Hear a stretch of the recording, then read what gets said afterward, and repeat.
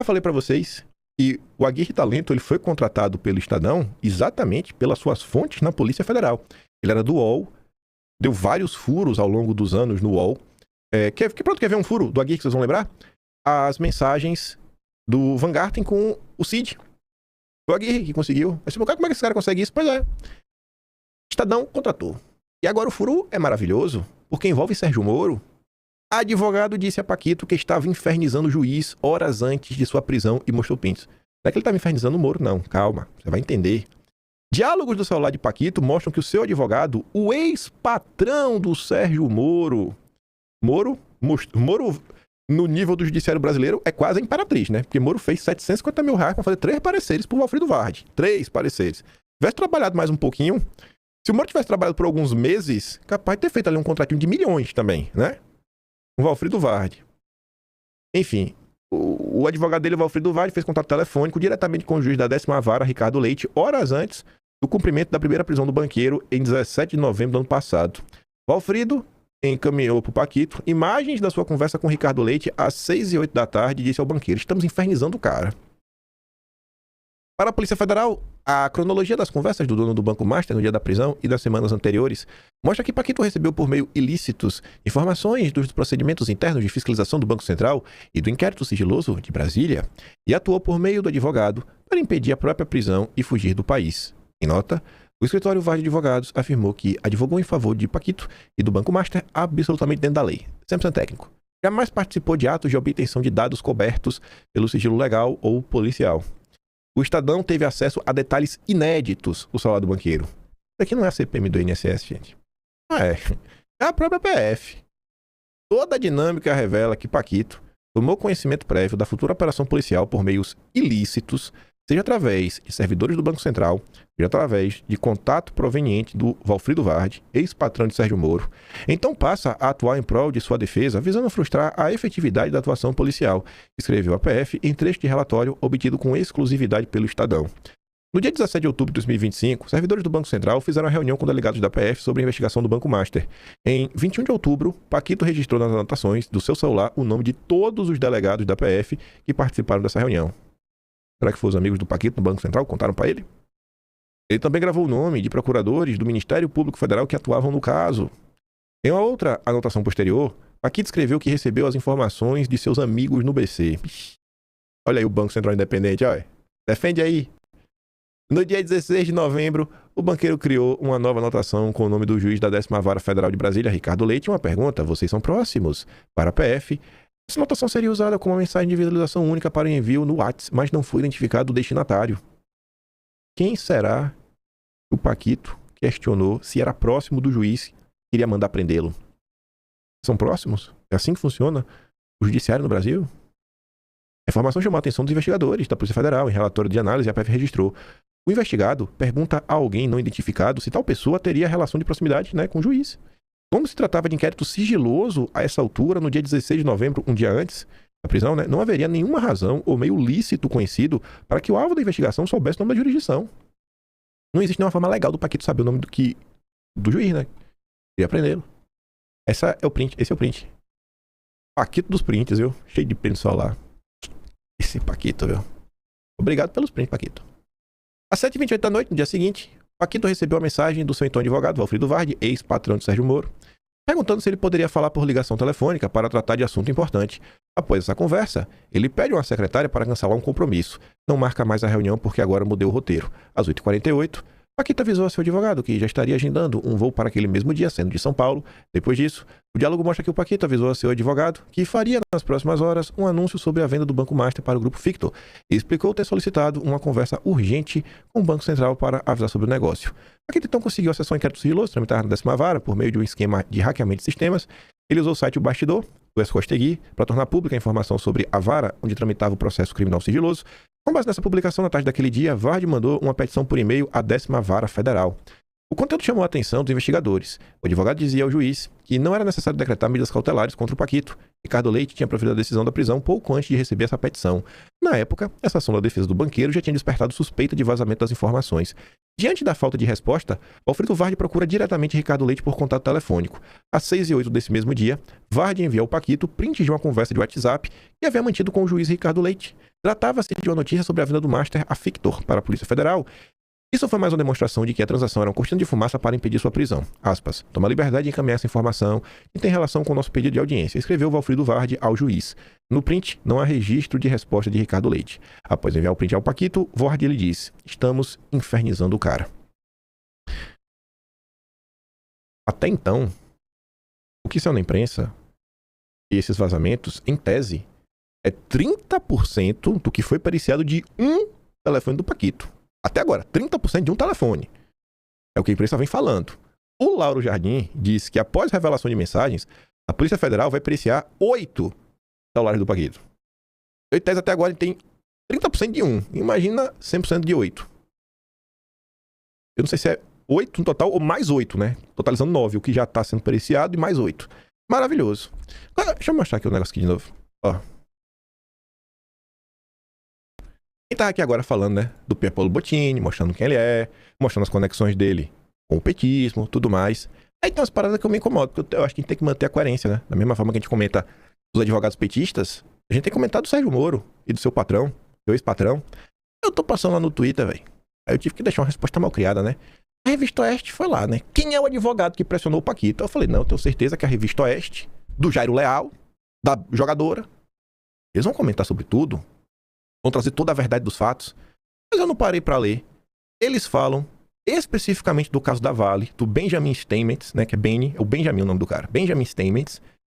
É falando só isso, ó. O advogado também representou o empresário israelense Benny Steinmetz em disputa bilionária contra a mineradora Vale. Tá, mas... E o Moro? Por que a Oeste não fala do Moro? O Deltan não deixa, é?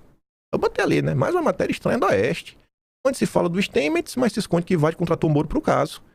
Por que falar do caso Moro e não citá-lo? Essa blindagem foi a pedido do Jairo Leal? Tá Jair, né? Aí Jairo Leal ou foi pra agradar o Deltan? Até fui gente boa, né? Coloquei, eu vou deixar algumas notícias pro caso do Oeste querer corrigir ou complementar a matéria. Não podemos blindar o Moro. E acho que as pessoas querem e esperam a verdade do a quem doer. Até botei aqui, ó. Vê? Dá pra ler, né? Tá aqui, ó. Sérgio Moro produziu 3 pareceres. Pelos 3 ganhou 750 mil. Ah, Sérgio Moro. Aí tá ali, ó. O empresário israelense que contratou o parecer do Sérgio Moro, quem? Benjamin Steinmetz. No Brasil, quem trabalha na defesa dos Steinmetz é o escritório Vardi Advogados. A coisa mais importante desse caso é a contratação do Sérgio Moro. E, curiosamente, assim, uma coincidência. A Oeste esqueceu de falar disso. Ela esqueceu, gente. A revista esqueceu de novo. Ah, meu Deus. A jogadora deve ter bloqueado. Bloqueou o Moro. O Moro não toca no Moro que o Deltan não deixa. Aí, também aproveitando a situação, né, pra não perder o costume de bater nos outros. Que pilantrinha. Nossa pressão deu certo. A maioria do Supremo decidiu manter o Paquito preso, mas na hora de comemorar em Brasília, muitas vezes as coisas mudam na calada da noite. Seguiremos vigilantes. Pronto. Foi o Zema, gente. Graças à pressão do Zema, o Paquito continuou preso. Rapaz, esse Romeu Zema é demais. Rapaz, assim, esse cara não tem caráter nenhum, bicho. Como é que tu consegue falar uma coisa dessa? Se vender como herói do dia. Romeu Zema. Se o Zema fosse homem, ele ia falar assim, ó. Parabéns, Jair Bolsonaro. Graças à sua pessoa, aos seus indicados, o interesse nacional venceu. E isso é importante. Isso é histórico, porque no dia de hoje, Bolsonaro, foi graças a você que isso aconteceu, e no dia de hoje, esse regime quer tirar a tua vida. Essa é a resposta, Bolsonaro, que os seus atos estão dando pro regime que não lhe quer vivo. Essa aqui devia ser o comentário do Zema, dando os méritos pro único homem que não pode nem tuitar. Ele não pode nem falar nada, Bolsonaro. O único cara que tinha de falar aqui, ó. Tá vendo aí? Receba. Sem mim, nada disso tinha acontecido. Quem que indicou o Mendonça? Quem que indicou o Cássio? E falando dele, né? Só pra gente falar rápido aí das questões de Bolsonaro de ontem. O Supremo da Berlim, da narrativa de golpe foi pro vinagre. A gente comentou isso ontem, mostramos os números da pesquisa Meio Ideia. Aí o Goloves diz, né? Bolsonaro é um herói. A grande verdade é essa. Ser caçado, perseguido, preso e ter sua vida destruída apenas mostra que Bolsonaro luta contra as pessoas certas. Até hoje enxergou. Pois é. Estamos aqui é graças a um único homem, Jair Messias Bolsonaro. Aí falar rápido, porque esse assunto me tira do sério e a única coisa triste do dia de ontem. Era cedo, 7h50 da manhã. O Flávio avisava: pô, acabo de receber a notícia que meu pai está caminhando do hospital mais uma vez. Informações preliminares que ele acordou com calafrios e vomitou bastante. Peço orações para que não seja nada grave. Aí, não faltam motivos para eu ficar revoltado. A começar com isso. Ministros de Lula sentem cheiro de acordão com Bolsonaro no hospital. Ministros do governo Lula dizem nos bastidores sentir o cheiro de acordão entre o Supremo e aliados de Bolsonaro. A desconfiança dos auxiliares de Lula é que a transferência de Bolsonaro pode fazer parte de um acordo que levaria Dom Pedro III a finalmente transferir o ex-presidente para a prisão domiciliar. Então, assim, é tudo jogo de cena. Bolsonaro estaria inventando uma doença. Só trouxe manchetes. Aqui na manchete. Esqueci isso aqui. Até o Jornal Nacional falou do caso e tratou com a gravidade que deveria. A situação do ex-presidente é extremamente grave, diz a equipe médica. Ele passou na Papulinha, onde está preso, deve ser passou mal, tá faltando uma palavra, e foi encaminhado ao hospital. Exames detectaram uma broncopneumonia bacteriana. Ali, ó. O fingimento do PT. Bolsonaro é internado em UTI. É o fingimento, né? Tu tá na UTI. Tá fingindo. Tá fingindo. A velocidade da infecção de Bolsonaro chamou a atenção, diz o médico. O quadro de saúde do ex-presidente evoluiu rapidamente para pneumonia bilateral, exigindo internação imediata. O Bolsonaro tá fingindo, diz o PT. Risco de um evento potencialmente mortal. Quase morreu. Fingindo. Acordão. Bolsonaro segue em risco de vida, apesar das medidas. Não, vamos aqui para organizar o meio de campo. Não. Acordão. Acordão. Não dá. Sabe, assim, simplesmente não dá. Não dá. Não dá. O dia D pro Brasil, um dia de glórias, graças a esse cara, aí eu tenho que aturar a turma do Novo, as cadelinhas do Deltan. Olha lá, ó, foi graças a mim.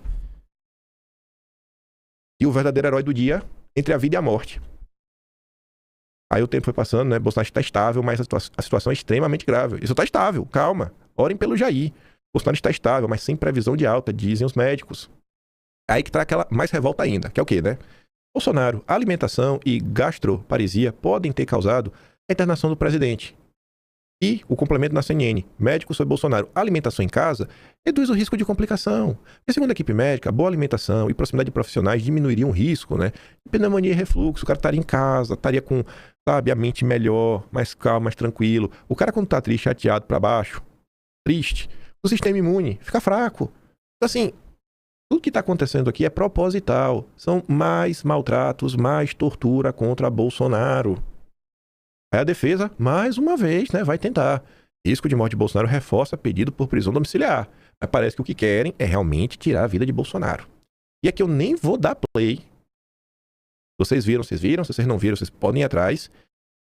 Os jornalistazinhos que estavam lá na frente do hospital, tava lá, né? Ô, felicidade, né? Sextou.